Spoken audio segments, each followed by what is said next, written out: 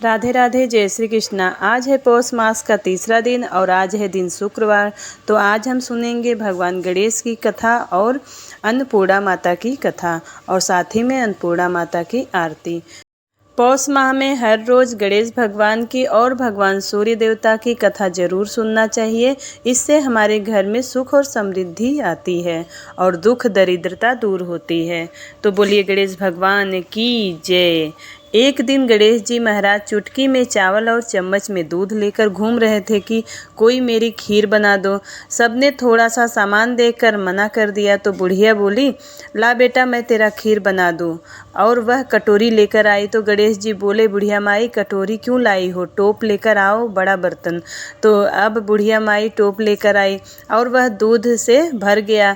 गणेश जी महाराज बोले कि मैं बाहर जाकर आता हूँ, जब तक तू खीर बनाकर रखना। खीर बनकर तैयार हो गई। अब बुढ़िया माई की बहू के मुंह में पानी आ गया। वह दरवाजे के पीछे बैठकर खीर खाने लगी तो खीर का एक छींटा जमीन पर गिर गया, जिससे गणेश जी का भोग लग गया।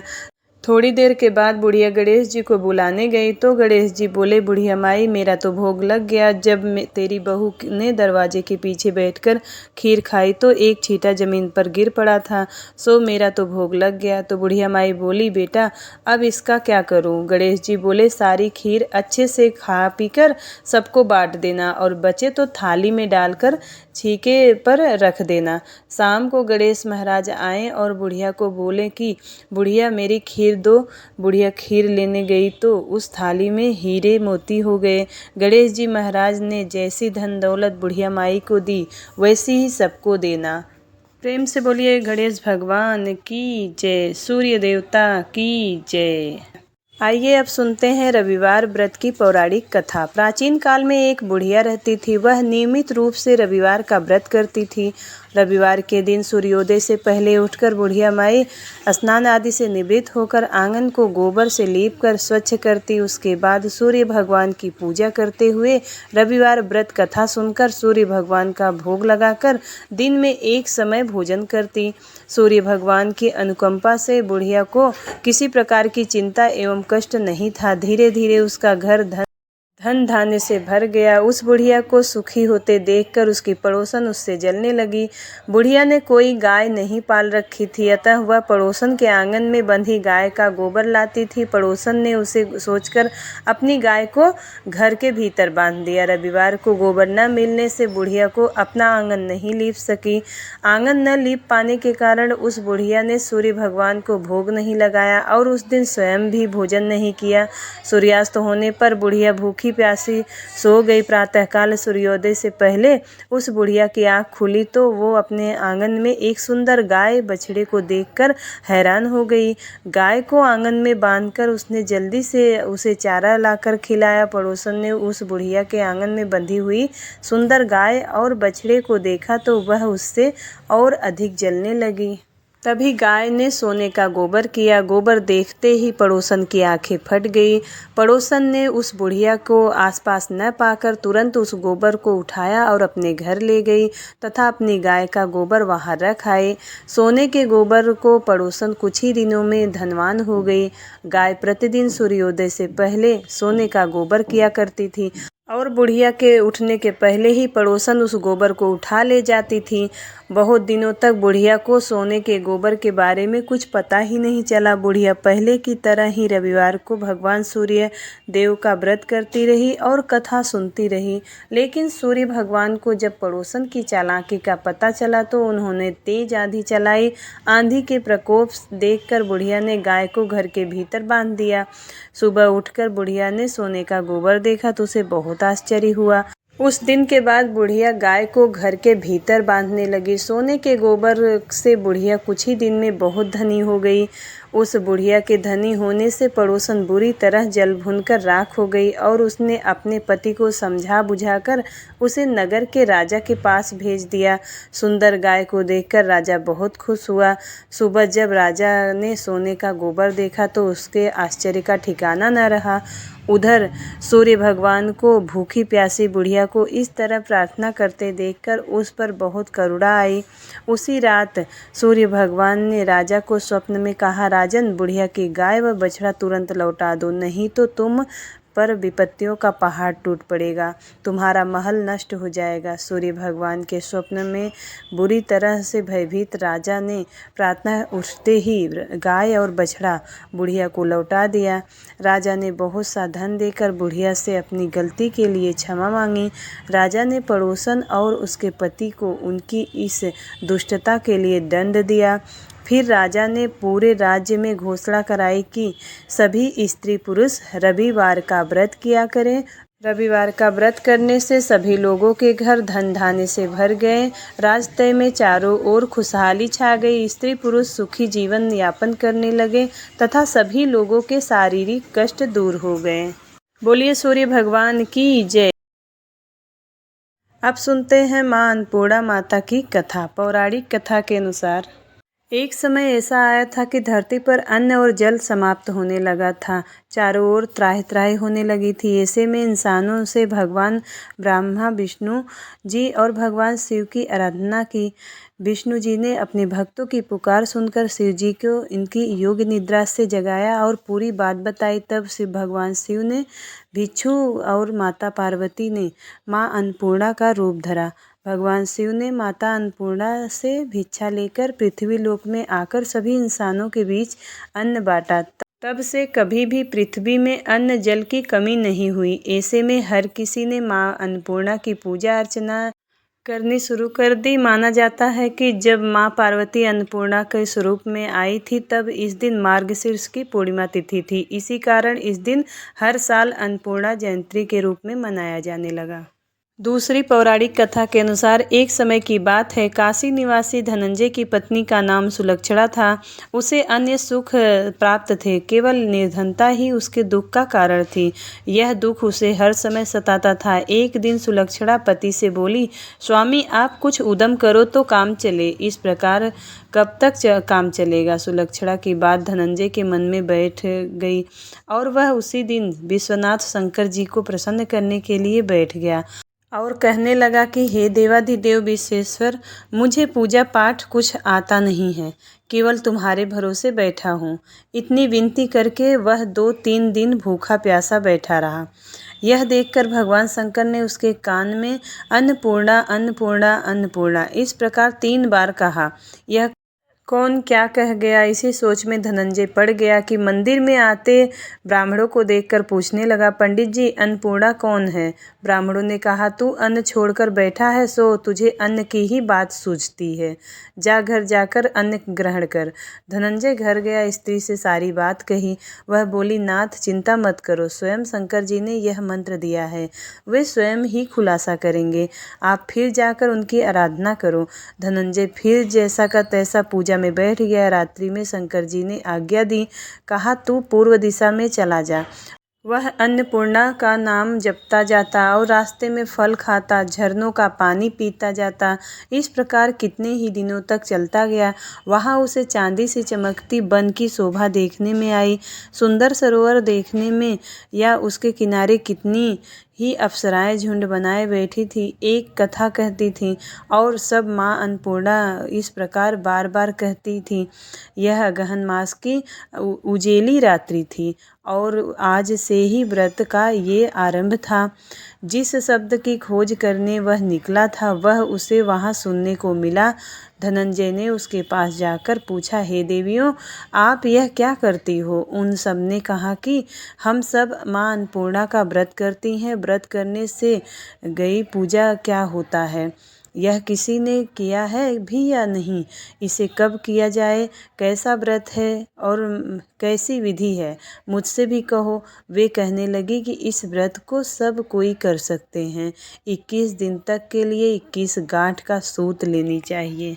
21 दिन यदि न बने तो 1 दिन उपवास करे, यह भी न बने तो केवल कथा सुनकर प्रसाद ले, निराहार रहकर कथा कहें। कथा सुनने वाला कोई न मिले तो पीपल के पत्तों को रखकर सुपारी या घृत कुमारी गुआर पाठ वृक्ष के सामने कर दीपक को साक्षी कर सूर्य, गाय, तुलसी या महादेव को बिना कथाएं सुनाए मुख में दाना न डालें। यदि भूल से कुछ पड़ जाए तो 1 दिवस फिर उपवास करे। व्रत के दिन क्रोध ना करे और झूठ ना बोले। धनंजय बोला इस व्रत को करने से क्या होगा। वे कहने लगी, इसके करने से अंधों को नेत्र मिले, लूलों के हाथ मिले, निर्धन के घर धन आए, बाझी को संतान मिले, मूर्ख को विद्या आए। जो जिस कामना से व्रत करे माँ उसकी इच्छा पूरी करती हैं। वह कहने लगा, बहनों, मेरे भी तो धन नहीं है, विद्या नहीं है, कुछ भी तो नहीं है। मैं तो दुखिया ब्राह्मण हूँ। मुझे इस व्रत का सूत दोगे? हाँ भाई, तेरा कल्याण हो, तुझे देंगे। ले इस व्रत का मंगल सूत ले। धनंजय ने व्रत किया। व्रत पूरा हुआ तभी सरोवर में से 21 खंड की सुवर्ण सीढ़ी हीरा मोती जड़ी हुई प्रकट हुई। धनंजय ने जय अन्नपूर्णा अन्नपूर्णा कहता जाता था। इस प्रकार कितनी ही सीढ़ियां उतर गया तो क्या देखता है कि करोड़ों सूर्य के प्रकाशमान अन्नपूर्णा का मंदिर है। उसके सामने सुवर्ण सिंहासन पर माता अन्नपूर्णा विराजमान हैं। सामने भिक्षा हेतु शंकर भगवान खड़े हैं। देवांगनाएं चंवर डुलाती हुई कितनी ही हथियार बांधे पहरा देती हैं। धनंजय दौड़कर जगदम्बा के चरणों में गिर गया। देवी उनके मन का क्लेश जान गई। धनंजय कहने लगा, माता आप तो अंतर्यामिनी हो, आपको अपनी दशा क्या बताऊं। माता बोली, मेरा व्रत किया है, जा, संसार तेरा सत्कार करेगा। माता ने धनंजय की जिह्वा पर बीज मंत्र लिख दिया। अब तो उसके रोम रोम में विद्या प्रकट हो गई। इतने में क्या देखता है कि वह काशी विश्वनाथ के मंदिर में खड़ा है। माँ का वरदान ले धनंजय घर आया। सुलक्षणा से सब बात कही। माताजी की कृपा से उसके घर में धन संपत्ति उमड़ने लगी। छोटा सा घर बड़ा गिना जाने लगा। जैसे शहद के छत्ते में मक्खियाँ जमा होती हैं, उसी प्रकार अनेक सगे संबंधी आकर उसकी बड़ाई करने लगे। कहने लगे, इतना धन और इतना बड़ा घर, सुंदर संतान नहीं हो तो इस कमाई का कौन भोग करेगा। सुलक्षणा से संतान नहीं है, इसलिए तुम दूसरा विवाह करो। अनिच्छा होते हुए भी धनंजय को दूसरा विवाह करना पड़ा और सती सुलक्षणा को सौत का दुख उठाना पड़ा। इस प्रकार दिन बीतते गए। फिर अगहन का मास आया। नए बंधन से बंधे पति पत्नी सुलक्षणा ने कहलवाया कि हम व्रत के प्रभाव से सुखी हुए हैं, इस कारण यह व्रत छोड़ना नहीं चाहिए। यह माता जी का प्रताप है जो हम इतने संपन्न और सुखी हैं। सुलक्षणा की बात सुन धनंजय उसके यहाँ आया और व्रत में बैठ गया। नई बहू को इस व्रत की खबर नहीं थी। वह धनंजय के आने की राह देख रही थी। दिन बीतते गए और व्रत पूर्ण होने में 3 दिन बाकी थे कि नई बहू को खबर पड़ी कि उसके मन में ईर्ष्या की ज्वाला दहक रही थी। सुलक्षणा के घर आ पहुंची और उसने वहां भगदड़ मचा दी।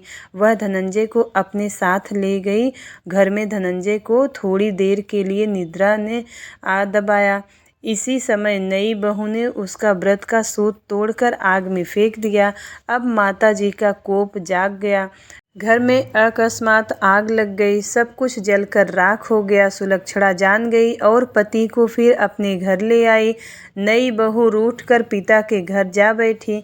पति को परमेश्वर मानने वाली सुलक्षणा बोली, नाथ, घबराना नहीं, माता जी की कृपा अलौकिक है।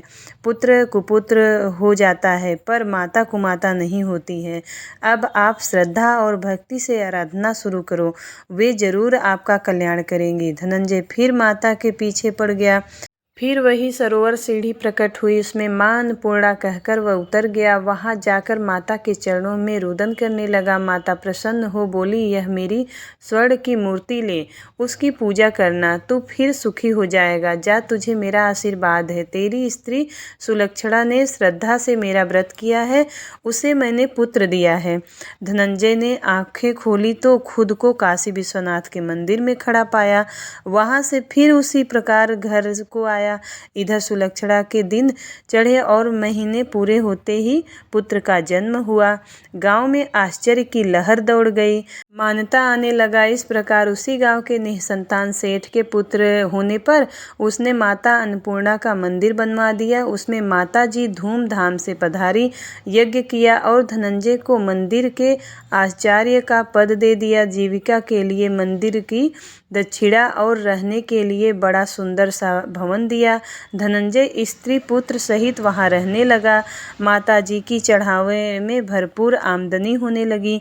इधर नई बहू के पिता के घर डाका पड़ा, सब लूट गया। वे भीख मांगकर पेट भरने लगे। सुलक्षणा ने यह सुना तो उन्हें बुलावा भेजा और अलग घर में रख लिया और उनके वस्त्र अन्न का प्रबंध कर दिया। धनंजय, सुलक्षणा और उसका पुत्र माता जी की कृपा से आनंद से रहने लगे। हे अन्नपूर्णा माता, जैसे आपने सुलक्षणा को धन, पुत्र आदि से भर दिया, वैसे ही सबकी भंडार भरना। प्रेम से बोलिए अन्नपूर्णा माता की जय। अब करते हैं अन्नपूर्णा माता की आरती। बारंबार प्रणाम मैया, बारंबार प्रणाम। जो नहीं ध्यावे तुम्हें अंबिके, कहाँ उसे विश्राम। अन्नपूर्णा देवी नाम तिहारो, लेत होत सब काम। बारंबार प्रणाम मैया, बारंबार प्रणाम। प्रलय युगांतर और जन्मांतर, कालांतर तक नाम। सुर सुर की रचना करती, कहाँ कृष्ण कहाँ राम। बारंबार प्रणाम मैया, बारंबार प्रणाम। चुमहि चरण चतुर चतुरानन, चारु चक्रधर श्याम। चंद्रचूड़ चंद्रानन, चाकर शोभा लख हिलाम। बारंबार प्रणाम मैया, बारंबार प्रणाम। देवी देव दयनीय दशा में, दया दया तब नाम। त्राहि त्राहि शरणागत वत्सल, शरण रूप तब धाम। बारंबार प्रणाम मैया, बारंबार प्रणाम। श्रीम ह्रीम श्रद्धा, श्रीम ऐं विद्या, श्रीम क्लीं कमला। काम क्रांति भ्रांतिमयी, क्रांति शांतिमयी, वरदे तू निष्काम। बारंबार प्रणाम मैया, बारंबार प्रणाम। प्रेम से बोलिए माता अन्नपूर्णा की जय। उम्मीद करती हूँ वीडियो आपको पसंद आया होगा। यदि वीडियो पसंद आता है तो वीडियो को लाइक ज़रूर करिएगा। चैनल पे नए हो तो सब्सक्राइब ज़रूर करिएगा। मिलती हूँ अगली वीडियो में, तब तक के लिए राधे राधे, जय श्री कृष्णा।